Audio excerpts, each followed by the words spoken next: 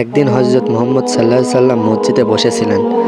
এমন সময় এক ব্যক্তি তার কাছে এসে বললেন, হে আবি, আমি অনেক বড় পাপ করছি আর আল্লাহর সাথে আমার সম্পর্কটা ক্ষতিগ্রস্ত হয়েছে। আমি জানি না আমি কি কখনো ক্ষমা পাবো। হযরত মুহাম্মদ সাল্লাল্লাহু আলাইহি সাল্লাম তার দিকে তাকিয়ে মিষ্টি স্বরে বললেন, তুমি যদি সত্যিকারভাবে অনুতপ্ত হও এবং আল্লাহর কাছে তওবা করো, তবে আল্লাহ তোমার সমস্ত পাপ মাফ করবেন। আল্লাহ তাআলা তোমার প্রতি দয়ালু এবং তার রহমত অসীম। তখন সেই ব্যক্তি বলল, কিন্তু আমি অনেক বড় ভুল করেছি, এমন পাপ করেছি যা আমি ভাবতেও পারি না। কি করে আমাকে ক্ষমা করা হবে? হযরত মুহাম্মদ সাল্লাল্লাহু আলাইহি সাল্লাম তখন বললেন, তোমার পাপ যতই বড় হোক, আল্লাহর রহমত তার চেয়েও বড়।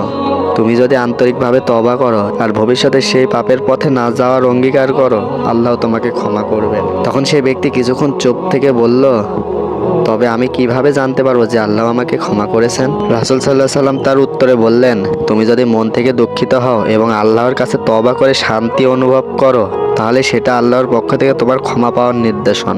তওবা মানুষের ভুলের জন্য, আর আল্লাহ সবকিছু জানেন।